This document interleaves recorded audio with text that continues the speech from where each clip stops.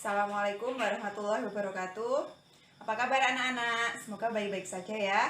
Perkenalkan, nama saya Aulia Widiarti, biasa dipanggil Bu Aulia. Saya di sini mengampu mata pelajaran geografi.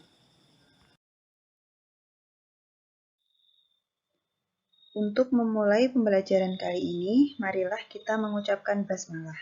Bismillahirrohmanirrohim. Sebelumnya, perlu kami sampaikan aturan pembelajaran dari geografi. Yang pertama, mengikuti pembelajaran secara utuh, yaitu sesuai jadwal pembelajaran daring. Yang kedua, mengisi daftar presensi melalui e-learning.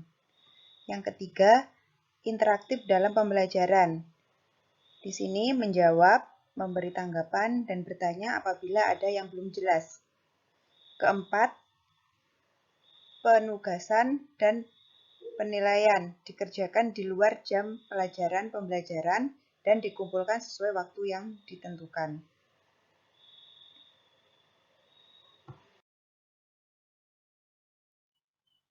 Berikut materi geografi kelas 11 semester 1.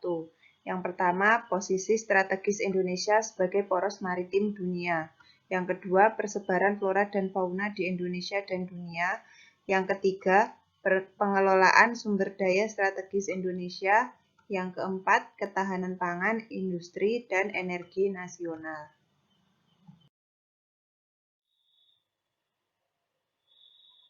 Untuk selanjutnya kita masuk bab 1, yaitu posisi strategis Indonesia sebagai poros maritim dunia. Tujuan pembelajaran kali ini adalah yang pertama, menghayati posisi strategis Indonesia sebagai anugerah Tuhan Yang Maha Esa. 2. Menunjukkan perilaku tanggung jawab dalam mengelola potensi wilayah geostrategis Indonesia. 3. Memahami posisi strategis Indonesia sebagai poros maritim dunia. 4. Menyajikan peta yang menunjukkan posisi strategis Indonesia. Selanjutnya kita mulai dari subbab pertama, yaitu A. Letak, luas, dan batas wilayah Indonesia. Letak wilayah Indonesia dibagi menjadi 3, yaitu yang pertama, letak astronomis, yang kedua, letak geografis, yang ketiga, letak geologis.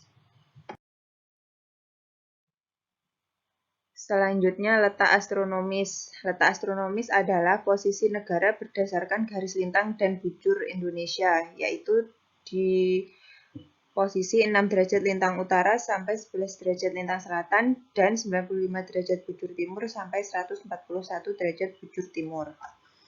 Ini adalah garis lintang utara pada posisi 6 derajat, yang posisi paling utara terletak di Pulau W.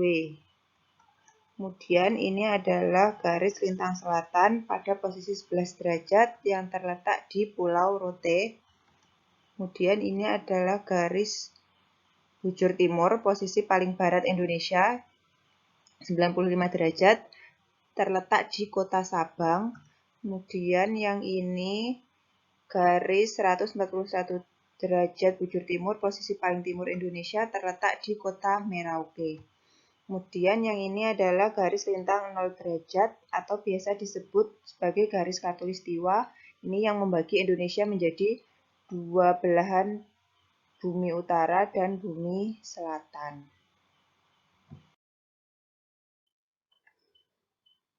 Pengaruh letak astronomis Indonesia. Letak astronomis Indonesia berpengaruh terhadap iklim dan pembagian zona waktu Indonesia. Karena Indonesia berada di lintang rendah, maka Indonesia memiliki iklim tropis dengan 2 musim, yaitu musim kemarau dan musim hujan.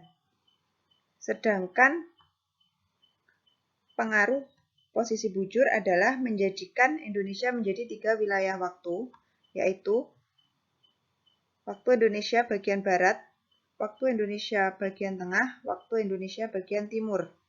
Perbedaan waktu antara WIB dan WITA adalah 1 jam. WITA dengan WIT 1 jam. Untuk WIB dengan WIT 2 jam.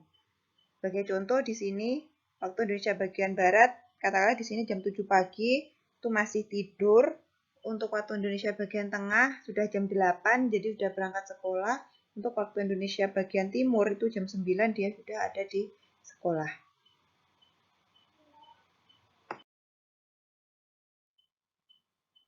Selanjutnya, letak geografis. Letak geografis adalah letak suatu wilayah dilihat dari kenyataan di permukaan bumi. Ini adalah wilayah Indonesia. Indonesia secara geografis diapit oleh dua benua besar, yaitu benua Asia dan benua Australia. Kemudian diapit oleh dua samudra, yaitu Samudra Pasifik dan Samudra Hindia. Kemudian di sini ada posisi silang karena diapit oleh dua benua dan dua samudra. Posisi silang inilah yang menyebabkan Indonesia menjadi poros maritim dunia karena berada di jalur perdagangan internasional, terutama jalur laut dan jalur udara. Letak geologis. Letak geologis adalah letak negara berdasarkan keadaan bebatuan yang ada di dalam perut bumi. Letak geologis ini memiliki 3 pengaruh bagi Indonesia. Yang pertama adalah Indonesia dilalui 2 jalur pegunungan muda dunia. Jalur yang pertama adalah Sirkum Mediterania. Sirkum Mediterania ini berjajar dari Sumatera, Jawa, Bali, Nusa Tenggara. Yang kedua, Sirkum Pasifik, itu mulai dari Sulawesi Utara, Maluku Utara, sampai Papua. Ini yang menyebabkan Indonesia memiliki banyak gunung api aktif. Kemudian pengaruh yang kedua, pertemuan 3 lempeng, yaitu lempeng Eurasia, lempeng Pasifik, dan lempeng Indo-Australia. Pertemuan 3 lempeng inilah yang menyebabkan Indonesia sering terjadi gempa. Pengaruh yang ketiga berada pada 3 dangkalan. Yang pertama, dangkalan Sunda itu sebelah barat, kemudian dangkalan Sahul itu sebelah timur, dan dangkalan peralihan. Ini berpengaruh terhadap persebaran flora fauna yang ada di Indonesia.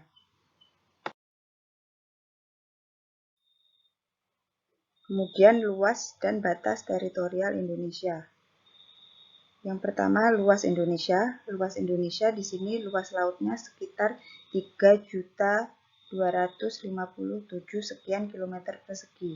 Sedangkan luas darat Indonesia 1.922 sekian kilometer persegi dan luas totalnya 5.180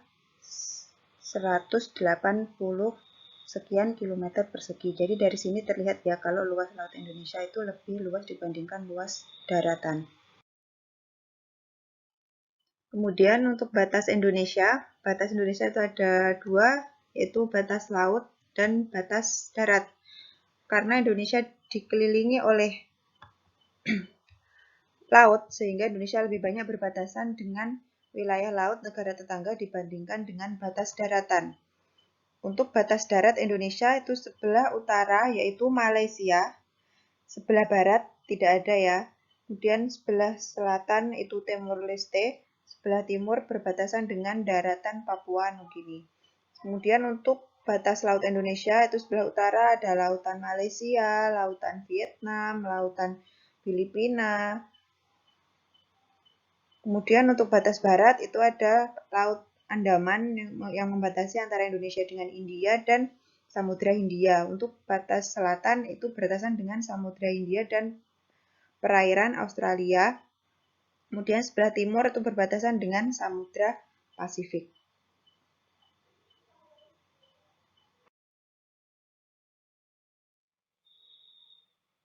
Demikian pembahasan materi untuk subbab pertama tentang letak, luas, dan batas wilayah Indonesia. Semoga bermanfaat. Wassalamualaikum warahmatullahi wabarakatuh.